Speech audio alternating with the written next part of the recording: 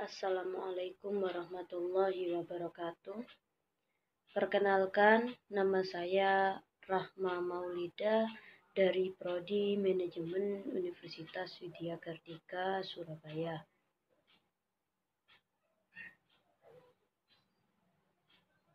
Pada materi kali ini saya akan menjelaskan bab 1, yaitu konsep ketuhanan dalam Islam. Yang pertama, siapakah itu Tuhan?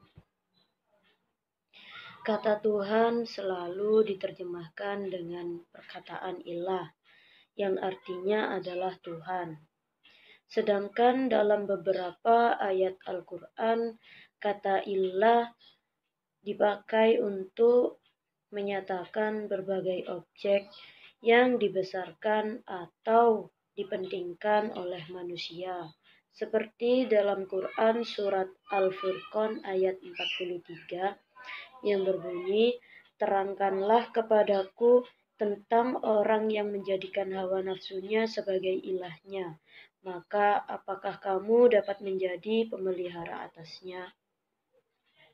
Begitu juga dalam Quran surat Al-Qasas ayat 38, perkataan ilah juga digunakan oleh Fir'aun untuk menyebut dirinya sebagai Tuhan. "Hai pembesar kaumku, aku tidak mengetahui Tuhan bagimu selain aku. Maka bakarlah hai Haman untukku dan tanah liat, kemudian buatkanlah untukku bangunan yang tinggi supaya aku dapat naik melihat Tuhan Musa. Dan sesungguhnya aku benar-benar yakin bahwa dia termasuk orang-orang pendusta." Makna dari maka bakarlah hai Haman, yaitu maksudnya membuat batu bata. Contoh ayat-ayat tersebut menunjukkan bahwa perkataan ilah bisa mengandung arti berbagai benda, baik abstrak, nafsu atau keinginan pribadi maupun benda nyata. Perkataan ilah dalam Al-Quran juga dipakai dalam bentuk tunggal, ganda, dan banyak lagi. Adapun definisi Tuhan ialah sesuatu yang dipentingkan atau dianggap penting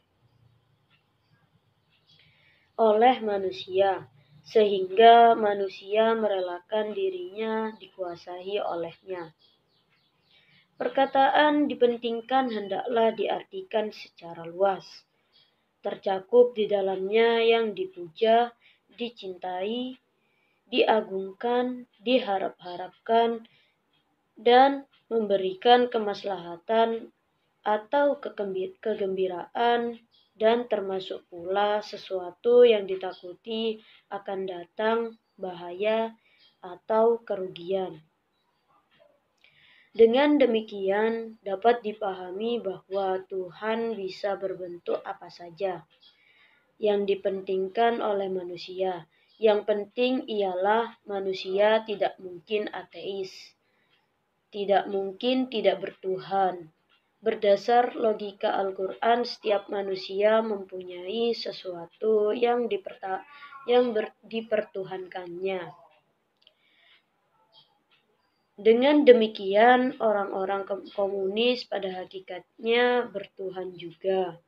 Adapun Tuhan mereka ialah ideologi atau angan-angan mereka.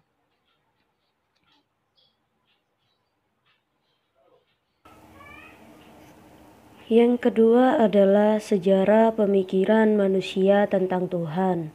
Yang dimaksud dengan konsep ketuhanan menurut pemikiran manusia adalah konsep yang didasarkan atau hasil pemikiran baik melalui pengalaman lahiriah maupun melalui pengalaman batiniah, baik yang bersifat penelitian rasional maupun pengalaman batin. Dalam bentuk literatur sejarah agama dikenal teori evolusiisme,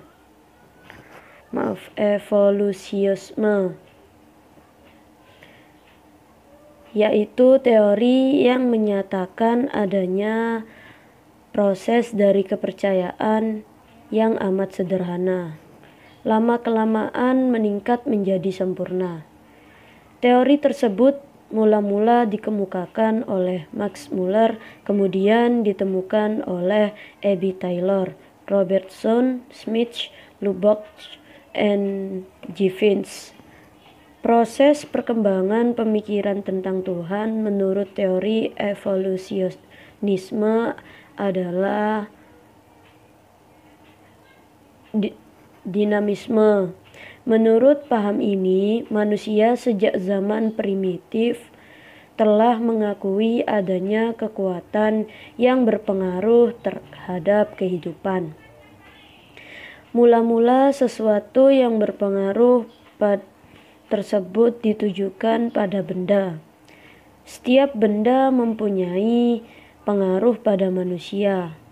Ada yang berpengaruh positif dan ada pula yang berpengaruh negatif. Kekuatan yang ada pada benda disebut juga nama-nama benda seperti mana, Melanesia, Tuah, Melayu, dan Shakti, yaitu India. Mana adalah kekuatan gaib yang tidak dapat dilihat atau diindra dengan panca indera. Oleh karena itu dianggap sebagai sesuatu yang misterius.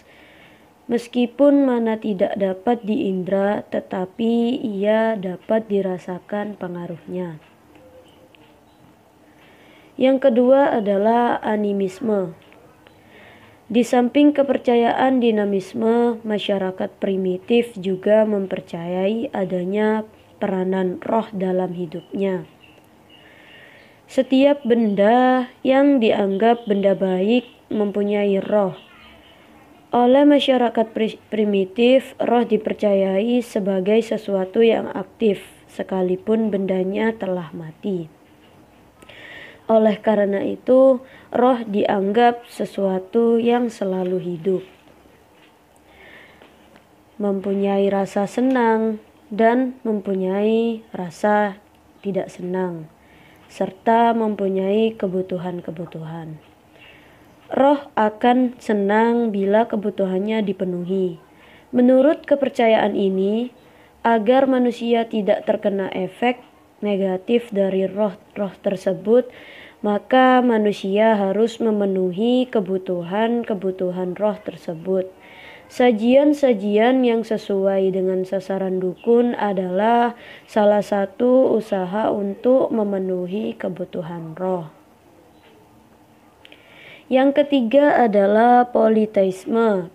Kepercayaan dinamisme dan animisme lama-lama tidak memberikan kepuasan, karena terlalu banyak yang menjadi sanjungan dan pujaan. Roh yang lebih dari yang lain kemudian disebut dewa. Dewa mempunyai tugas kekuasaan tertentu sesuai dengan bidang-bidangnya. Ada dewa yang bertanggung jawab terhadap cahaya. Ada dewa yang bertanggung jawab terhadap air. Ada dewa yang membidangi angin dan sebagainya. Yang keempat adalah henoteisme. Politeisme tidak memberikan kepuasan terutama bagi kaum cendekiawan. Oleh karena itu, dari dewa-dewa yang diakui diadakan seleksi karena tidak mungkin mempunyai kekuatan yang sama. Lama-kelamaan kepercayaan manusia meningkat menjadi lebih definitif tertentu. Satu bangsa hanya mengakui satu dewa yang disebut dengan Tuhan. Namun, manusia masih mengakui Tuhan bangsa lain. kepercayaan satu Tuhan untuk satu bangsa disebut henoteisme atau Tuhan tingkat nasional. Yang kelima adalah monoteisme. Kepercayaan dalam bentuk henoteisme melangkah menjadi monoteisme. Dalam monoteisme hanya diakui satu Tuhan untuk seluruh bangsa dan bersifat internasional. Bentuk monoteisme ditinjau dari filsafat ketuhanan, terbagi dalam 3 paham, yaitu deisme, panteisme, dan teisme.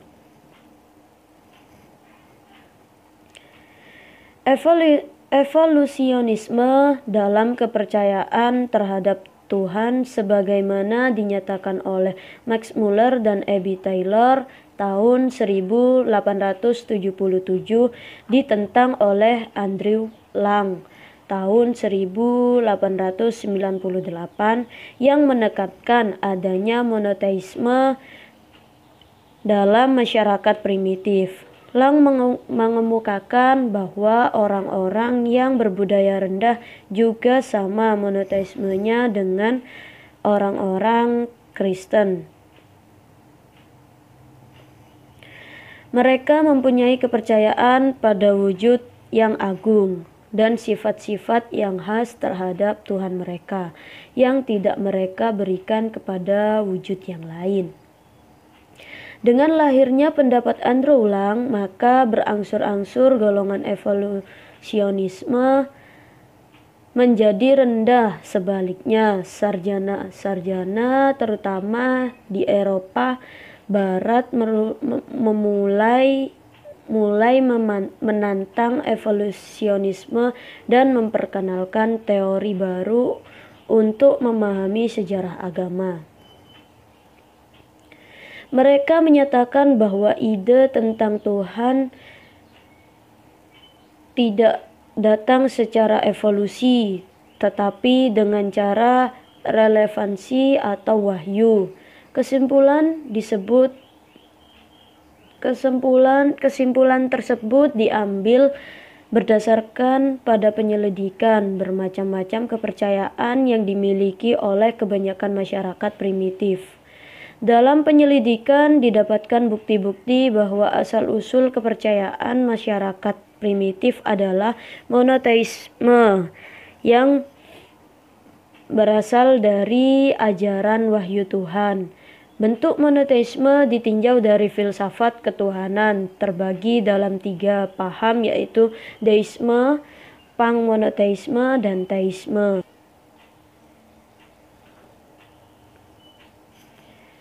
Selanjutnya adalah konsep ketuhanan dalam Al-Quran. Pengkajian manusia tentang Tuhan yang hanya didasarkan oleh pengamatan dan pengalaman serta pemikiran manusia tidak akan pernah benar. Sebab Tuhan adalah sesuatu yang gaib. Sehingga informasi tentang Tuhan yang hanya berasal dari manusia biarpun dinyatakan dengan hasil renungan maupun pemikiran rasional tidak akan pernah benar. Ayat-ayat Al-Quran yang menjelaskan tentang asal-usul kepercayaan terhadap Tuhan di antaranya adalah sebagai berikut. Dalam Quran surat Al-Anbiya ayat 92, sesungguhnya agama tauhid ini adalah agama kamu semua, agama yang satu. Maksudnya adalah sama dalam pokok-pokok kepercayaan dan pokok-pokok syariat. Dan aku adalah Tuhanmu, maka sembahlah aku. Dan mereka telah memotong-motong urusan agama mereka di antara mereka. Kepada kamilah masing-masing golongan itu kembali. Maksud dari kepada kamilah masing-masing golongan itu kembali, yaitu agama yang diturunkan oleh Allah adalah satu, ialah agama tauhid, yaitu agama Islam. Oleh karena itu, seharusnya manusia menganut satu agama, tapi mereka telah terpecah belah. Mereka semuanya akan kembali kepada Allah, akan menghisap mereka.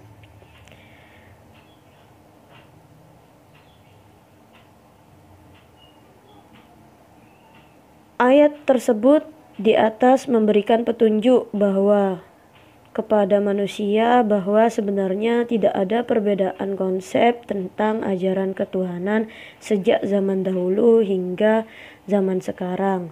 Melalui rasul-rasulnya, Allah memperkenalkan dirinya melalui ajarannya yang dibawa para rasul, Adam sebagai rasul pertama dan Muhammad sebagai rasul terakhir.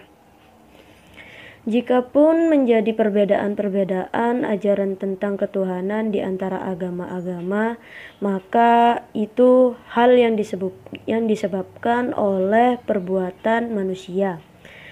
Ajaran yang tidak sama dengan konsep ajaran aslinya merupakan manipulasi dan kebohongan manusia yang teramat besar.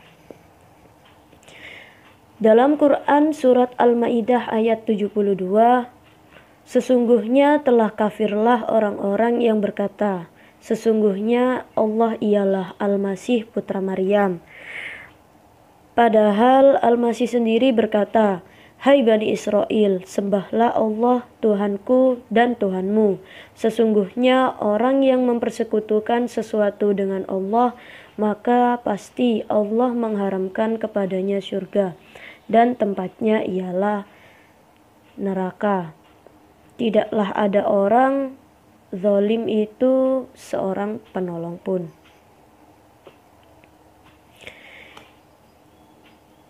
Yang ketiga adalah surat Al-Ikhlas ayat 1 hingga 4. Dalam suatu riwayat dikemukakan bahwa kaum musyrikin meminta penjelasan tentang sifat-sifat Allah kepada Rasulullah Shallallahu Alaihi Wasallam dengan berkata, jelaskan kepada kami sifat-sifat Tuhanmu. Ayat ini turun berkenaan dengan peristiwa itu sebagai tuntunan untuk menjawab permintaan kaum musyrikin. Diriwayatkan oleh At-Tirmizi, Al-Hakim, dan Ibnu Khuzaimah dari Abi Aliyah yang bersumber dari Ubay bin Ka'ab. Diriwayatkan pula oleh At-Tabrani dan Ibnu Jarir yang bersumber dari Jabir bin Abdullah dan dijadikan dalil bahwa surat ini Makkiyah. Dengan mengemukakan alasan-alasan tersebut di atas, maka menurut informasi Al-Quran, sebutan yang benar bagi Tuhan yang benar adalah sebutan Allah. Dan kemahaesaan Allah tidak melalui teori evolusi, melainkan melalui wahyu yang datang dari Allah. Hal ini berarti konsep tauhid telah ada sejak datangnya Rasul Adam di muka bumi. Esa menurut Al-Quran adalah Esa yang sebenar-benarnya Esa, yang tidak berasal dari bagian dan tidak pula dapat dibagi menjadi bagian-bagian. Keesaan Allah adalah mutlak. Ia dapat didampingi atau disejajarkan dengan yang lain sebagai umat Islam yang mengikrarkan kalimat syahadat la ilaha illallah, harus menempatkan Allah sebagai prioritas utama dalam setiap gerakan, tindakan, dan ucapan.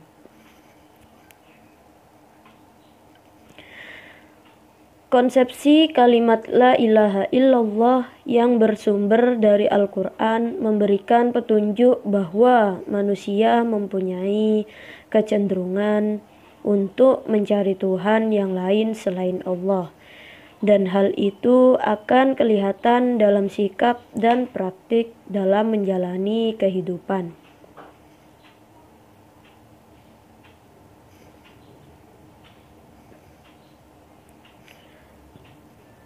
Selanjutnya adalah pembuktian wujud Tuhan.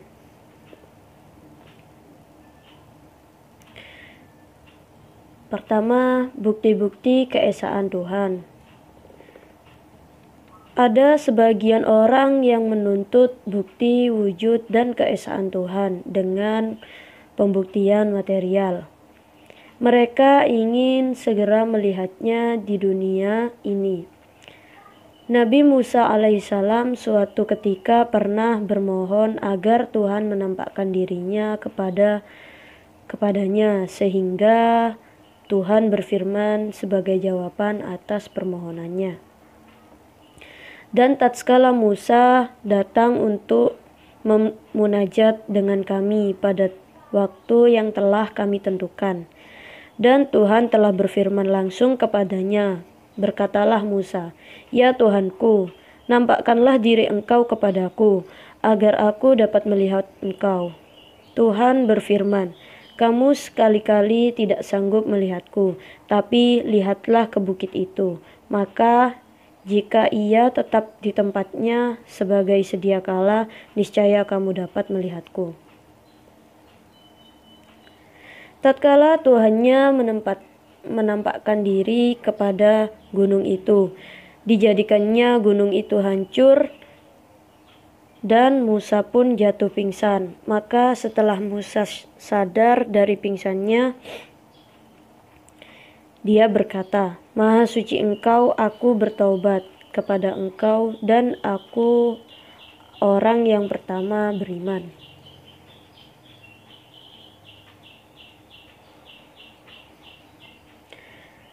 Peristiwa ini membuktikan bahwa manusia agung pun tidak berkemampuan untuk melihatnya.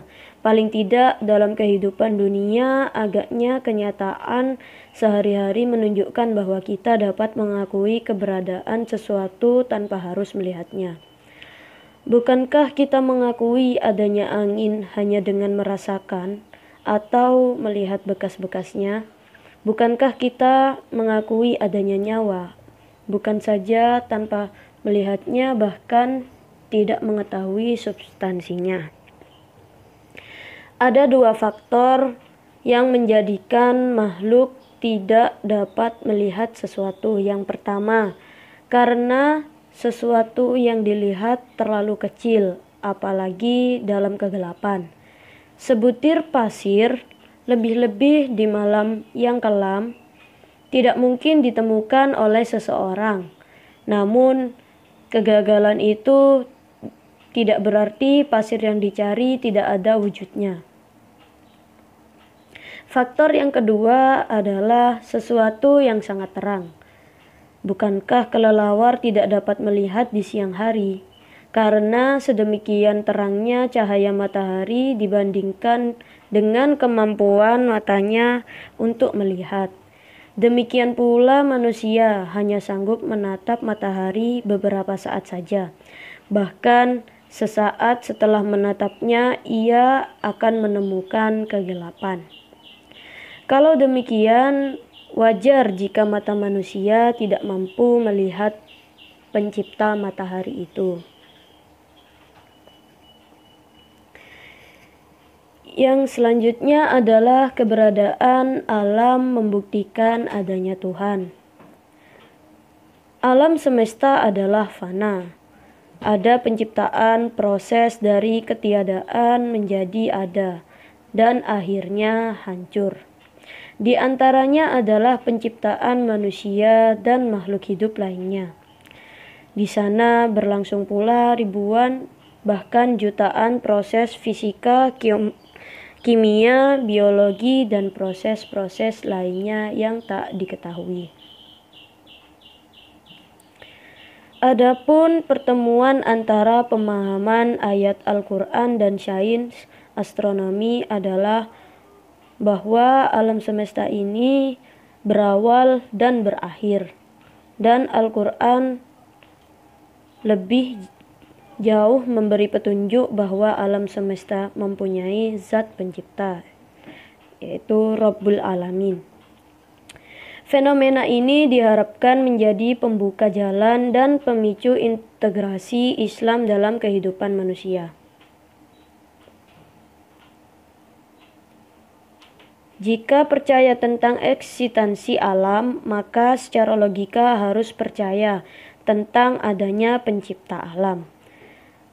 Pernyataan yang menyatakan percaya adanya makhluk tetapi menolak adanya kholik adalah suatu pernyataan yang tidak benar. Belum pernah diketahui adanya sesuatu yang berasal dari tidak ada tanpa diciptakan. Segala sesuatu bagaimana ukurannya pasti ada penyebabnya. Oleh karena itu, bagaimana akan percaya bahwa alam semesta yang demikian luasnya ada dengan sendirinya tanpa pencipta? Demikian pula jika ditinjau dari segi astronomi.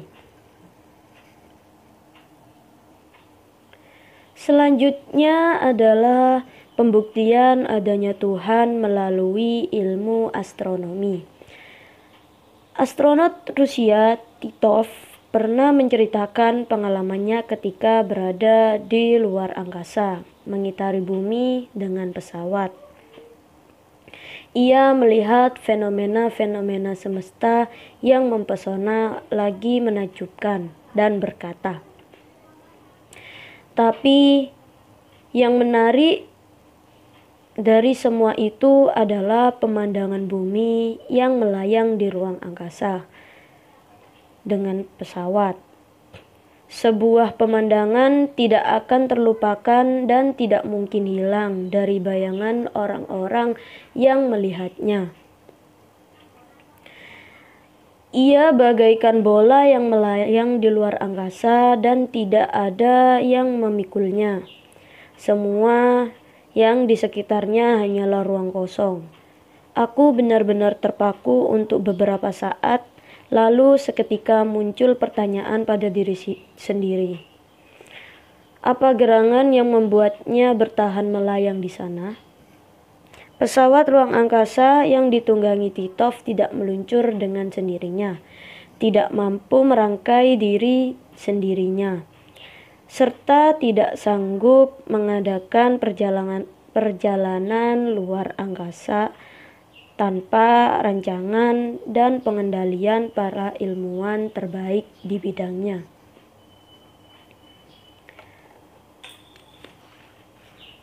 Logika manusia yang memperhatikan sistem luar biasa dan organisasi yang teliti akan kesimpulan bahwa mustahil semuanya ini terjadi dengan sendirinya. Bahkan akan menyimpulkan bahwa di balik semuanya itu ada kekuatan maha besar yang membuat dan mengendalikan sistem yang luar biasa tersebut. Kekuatan maha besar tersebut adalah Tuhan. Bukti ontologi, kosmologi, dan teleologi. Dahulu dikenal apa yang dinamai bukti ontologi, kosmologi, dan teleologi. Teleologi merupakan sebuah studi tentang gejala-gejala yang memperlihatkan keteraturan, rancangan, tujuan akhir, maksud, kecenderungan, sasaran, arah, dan bagaimana hal-hal dicapai dalam suatu proses perkembangan. Studi ini mencapai tujuan, sebab final atau maksud harus diketengahkan sebagai prinsip-prinsip penjelasan. Bukti ontologi dapat membayangkan adanya sesuatu yang lebih berkuasa darinya. Bukti kosmologi berdasarkan pada ide sebab dan akibat, yakni tidak mungkin terjadi tanpa ada penyebabnya, dan penyebab terakhir pastilah Tuhan. Bukti teleologi didasarkan pada keseragaman dan keserasian alam, yang tidak dapat terjadi tanpa adanya kekuatan yang mengatur keserasian itu. Kini para filosof memperkenalkan bukti-bukti baru seperti pengalaman moral. Pengalaman moral merupakan tanda tentang adanya yang real. Pengalaman ini tidak akan berarti tanpa adanya susunan moral yang objektif. Dan ini pada gilirannya tidak akan berarti tanpa adanya satu zat yang maha tinggi, Tuhan yang maha kuasa.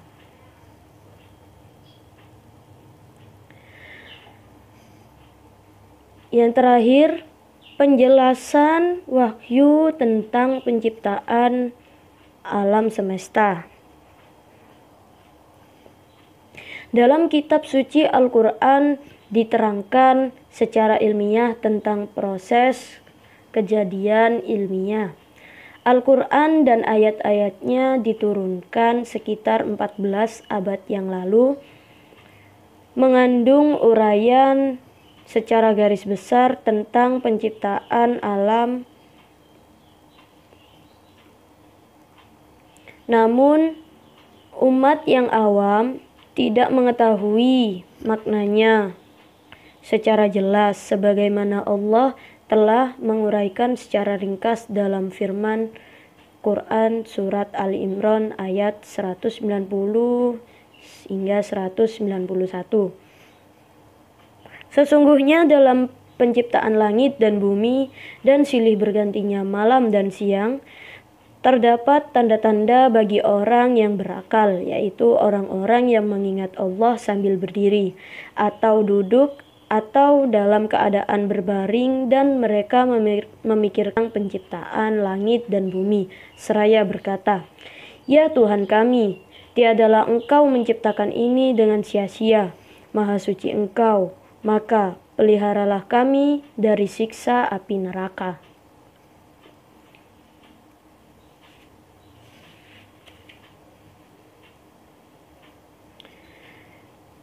Memang semua hasrat fisik Allah Subhanahu wa Ta'ala telah memenuhi janjinya dan memperlihatkan ekspansi kosmos dan memperlihatkan sisa-sisa kilatan dentuman besar untuk menolong hambanya dari kesesatan.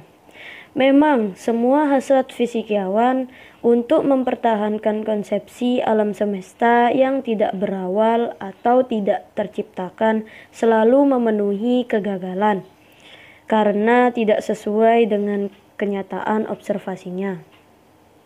Sebenarnya, fisikiawan kosmos melihat 3 gejala, yakni ekspansi alam raya, radiasi gelombang mikro yang mereka pergunakan, yang menelusuri kembali peristiwanya yang terjadi 15 miliar tahun yang lalu, dan distribusi elemen ringan di jagat raya ini.